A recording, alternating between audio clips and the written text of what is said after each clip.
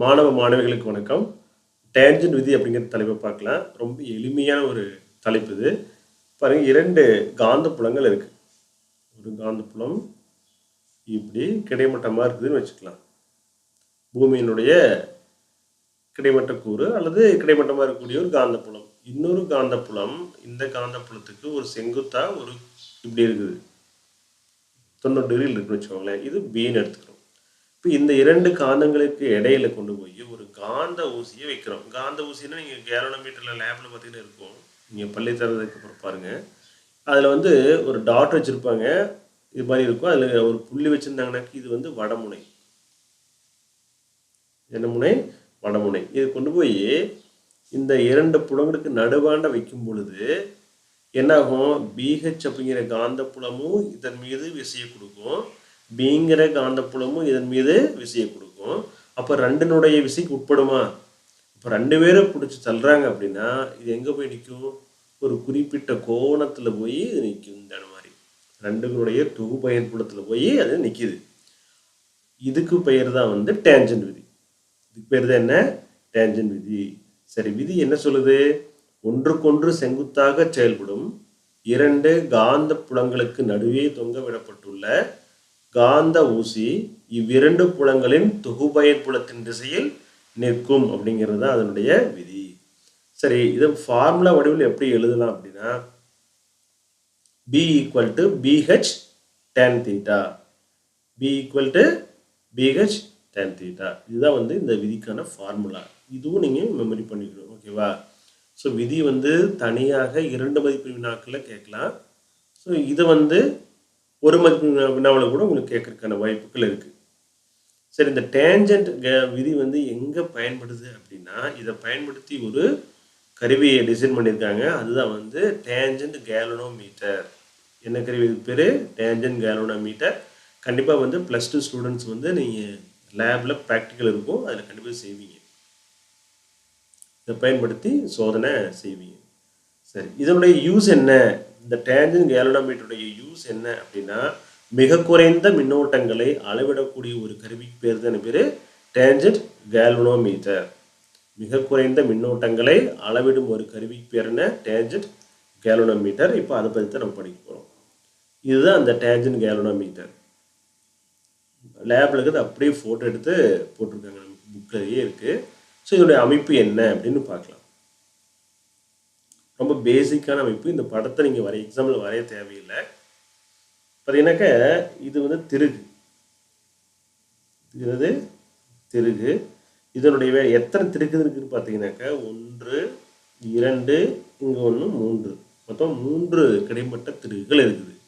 இது எதுக்காக இந்த திருகுகள் பயன்படுது அப்படின்னா இந்த டேன்ஜென்ட் கேலோனோமீட்டர் வந்து ஒரு மட்டம் சரியாக இருப்பதற்காக இதை பயன்படுத்துகிறாங்க.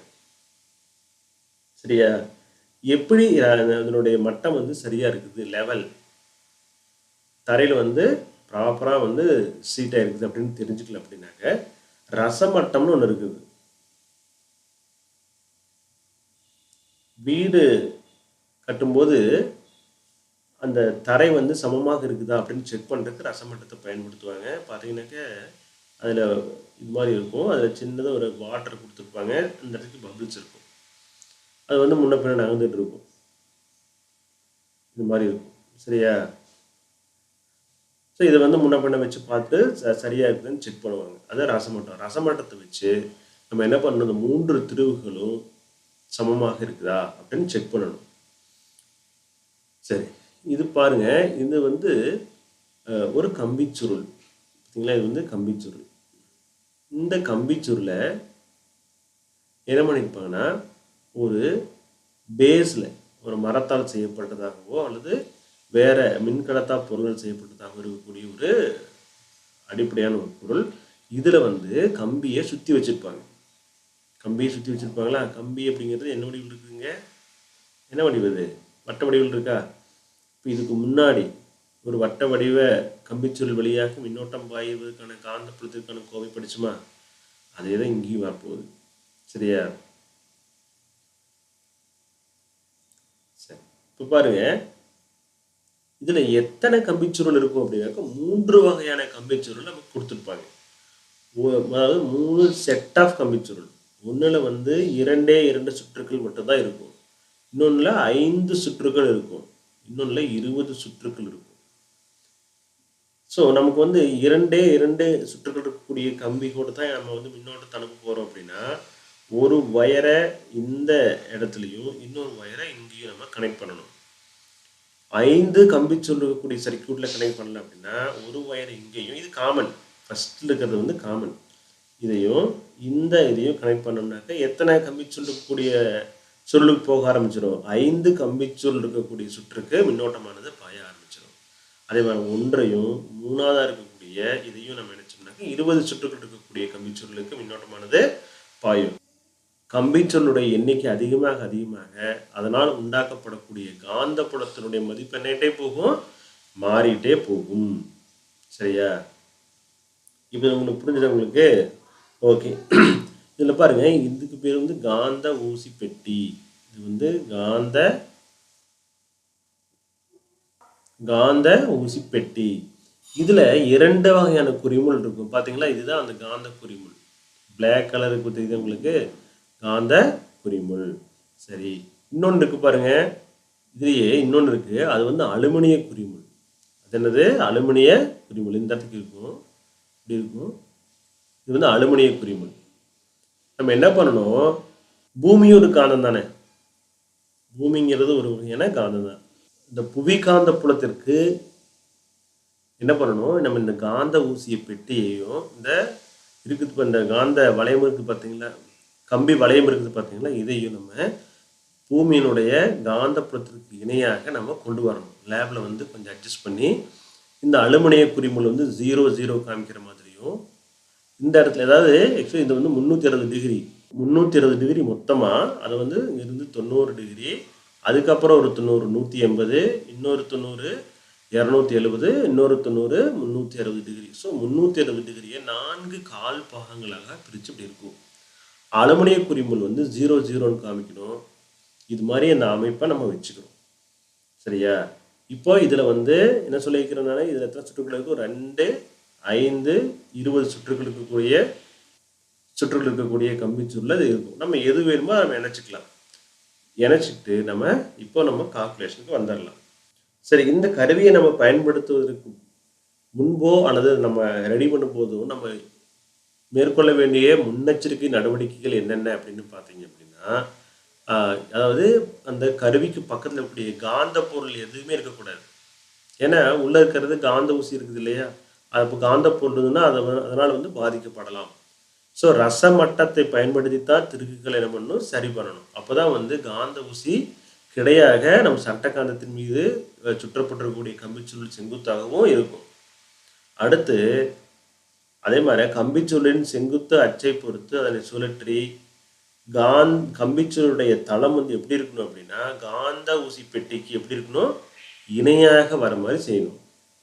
அதே மாதிரி காந்த ஊசி பெட்டியை வந்து நம்ம சுழற்றி குறிமுள் வந்து அந்த அலுமினிய குறிமுள் எதில் வச்சோம், நம்ம 0 டிகிரி, இந்த பக்கம் 0 டிகிரி இல்லையா, இங்கே எத்தனை டிகிரி இருக்கும், 90 இருக்கும், இங்கே 90 இருக்கும். 90 இருக்கிறது வந்து காந்த ஊசி, 0 இருக்கிறது இது வந்து பிளாக் கலரில் இருக்கும், இது வந்து ஒயிட்டாக இருக்கும் அலுமினிய குறிமுள்.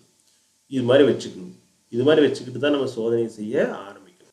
பாருங்க, ஆல்ரெடி சொல்லிக்கிறோம், 2 காந்தங்கள் இருக்குதுன்னு, காந்த புலங்கள் இருக்குதுன்னு சொன்னோம். ஒன்று வந்து பாருங்க, இது வந்து பி வெக்டர் அப்படிங்கிற ஒரு காந்த புலம், இன்னொன்று வந்து பிஹெச் அப்படிங்கிற புவியினுடைய கிடைத்தல காந்த கூறு.